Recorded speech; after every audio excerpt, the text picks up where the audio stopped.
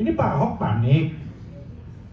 Daripada dia jadi tertuduh, mending dia nuduh duluan. Kan ujungnya kita aja berpikir seperti itu kan.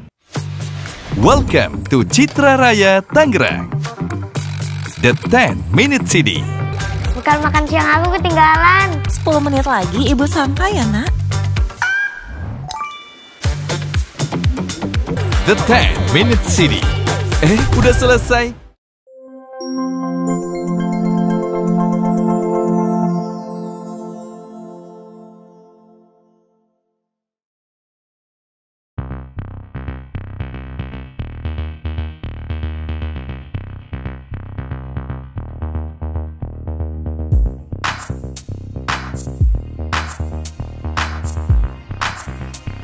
Jangan kaget kalau nanti bukan hanya Pertamina saja, bukan hanya akan ada, jangan kaget kalau nanti ada tersangka-tersangka baru di kasus Patraniaga khususnya. Jangan kaget nanti kalau ada tersangka-tersangka baru di Pertamina di bidang lain. Jangan kaget juga nanti ada tersangka atau kasus-kasus baru di bidang yang lain. Kan seperti itu. Karena ini merupakan langkah strategik untuk proses bersih-bersih tersebut, ya. Nah, pelakunya ini siapa saja sebenarnya? Nah, kita harus lihatnya bahwa secara prinsip hukum itu proses pembuktian itu adalah follow the evidence, ya kan? Hukum itu mengikuti alat bukti, ya. Jadi kemana alat bukti itu mengarah, maka disitulah ketemu nanti siapa yang suspeknya.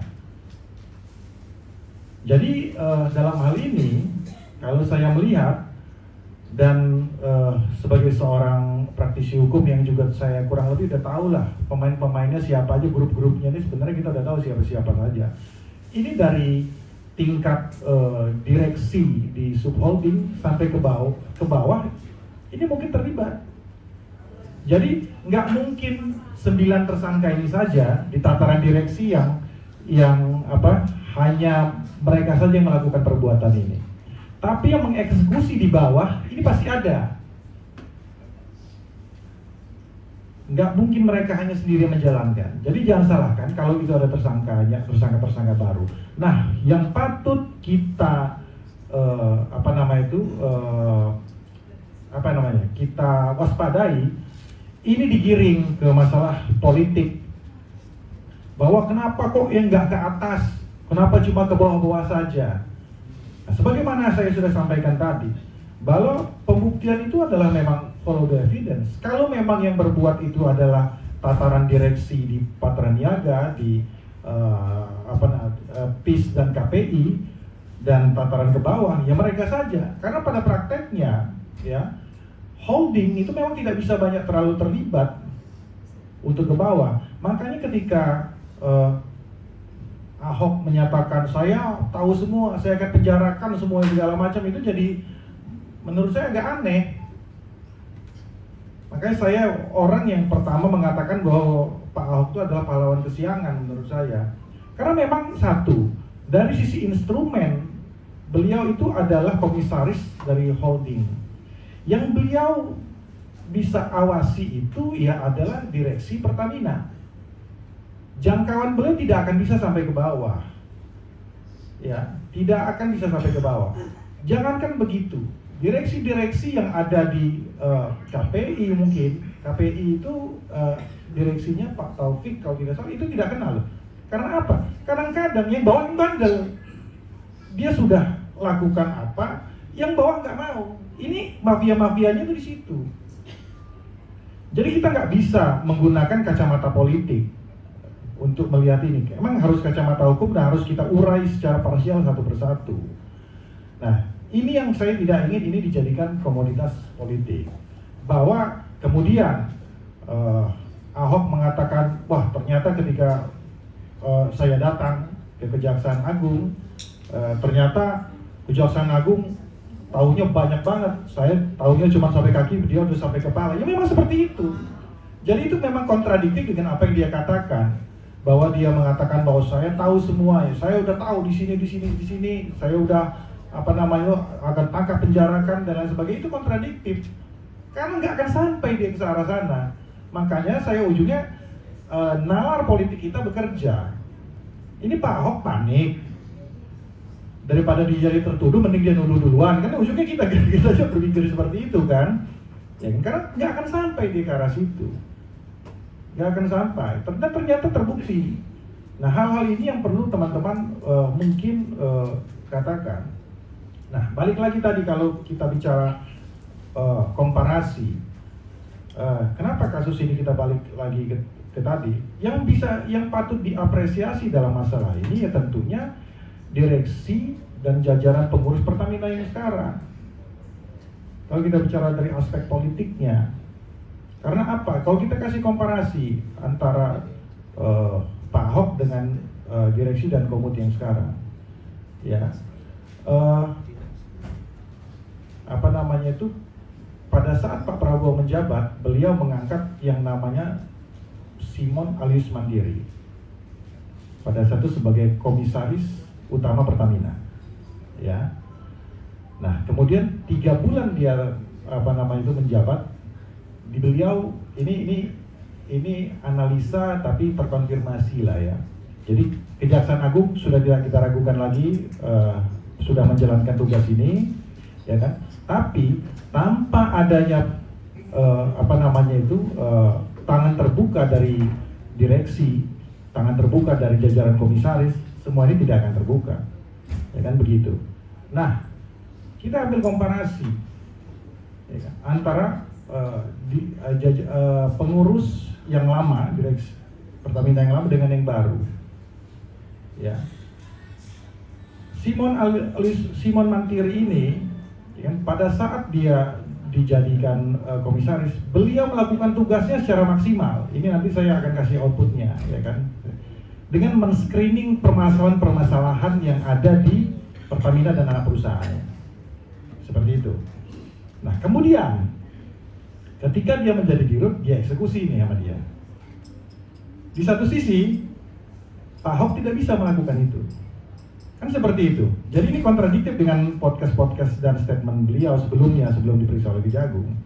Nah, ada satu orang yang bisa mengeksekusi, ya. Simon bisa melakukan eksekusi, Ahok tidak bisa melakukan eksekusi, ya kan? Ahok mempunyai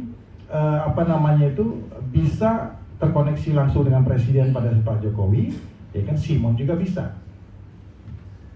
Ahok bisa terkoneksi juga dengan menteri BUMN-nya, Simon juga bisa, gitu. Tapi outputnya berbeda. Satu bisa menyelesaikan tugas, bisa membongkar masalah ini yang sudah memang bandit-bandit lama ini, yang satu enggak. Dan responnya juga berbeda. Simon, ya kan, ketika melakukan hal tersebut, ya kan, di masa pemerintahan yang lalu dia take over semuanya. Dia mengambil take over itu dan melakukan permintaan maaf atas nama korporasi. Ahok sebaliknya, melempar bola panas ini ke pihak-pihak lain. Sedangkan itu di zaman dia. Nah, ini kan kita harus belajar dari ketauladanan bahwa ada sifat kesatria dari dirut yang baru. Ya kan? Bahwa sebagai seorang pemimpin, walaupun itu bukan perbuatan di masa dia ambil tanggung jawab, dia bereskan dan dia ambil tanggung jawab itu. Nah, ini kan pola-pola ini yang sebenarnya harus menjadi tauladan bagi kita bersama, yang harus juga diikuti oleh pemimpin kita selanjutnya. Nah, saya lanjut juga ke masalah apa sih yang bisa dilakukan, ya kan? Kalau merujuk kepada inspirasi kita dari kasus Pertamina, ya, kasus Patraniaga khususnya, sebenarnya bisa dilakukan kan fungsi penguatan dari sisi pengawasan oleh para komisaris dengan segala atribut dan keterbatasannya. Bahwa saya ambil contoh teman-teman aktivis, ada Bang Maret di sini yang juga notabene adalah komisaris, ya kan? Ada yang lain juga mungkin calon-calon komisaris, bisa melakukan langkah yang lebih progresif lagi. Karena di Undang-Undang 4 tahun 2007 tentang persoalan terbatas itu, komisaris itu mempunyai cukup mempunyai kewenangan yang luas untuk berakselerasi. Tinggal maunya pasif atau aktif aja, ya kan? Sampai itu dia bisa memberhentikan direksi loh, dengan keadaan-keadaan tertentu. Kalau mau. Nah, artinya hal tersebut yang mungkin nanti bisa menjadi paradigma baru kita dalam kita mengelola BUMN ini pada umumnya. Bagaimana komisaris ini nggak jadi cuman kita jatah-jatahan aja, ya kan? Nggak jadi cuman bahan pelengkap saja, tapi benar-benar berperan aktif. Sampai seorang Ahok pun nggak bisa ngapa-ngapain. Ini harus dirubah. Ini harus dirubah. Yang dia bisa cuma ngeles ujungnya kan. Tapi ini harus dirubah. Bahwa seorang komisaris, apalagi komisaris independen, ada dua ya, klasifikasi komisaris dan komisaris independen di undang-undang PT itu. Nah, komisaris independen ini kenapa ada frasa independen? Dia independen. Kalau komisaris saja dia terikat dengan mempunyai hubungan langsung dan tidak langsung dengan pemegang saham. Tapi kalau komisaris independen, dia melindungi kepentingan minoritas dan elemen-elemen lain. Jadi dia bisa menyuarakan hal-hal yang sifatnya progresif. Nah, kita perlu kajian yang lebih mendalam lagi nanti tentang masalah ini. Bagaimana peran dari lebih khusus tentang masalah komisaris independen ini bisa berakselerasi dan bisa mengawal dan memitigasi sehingga BUMN ini benar-benar bisa sehat.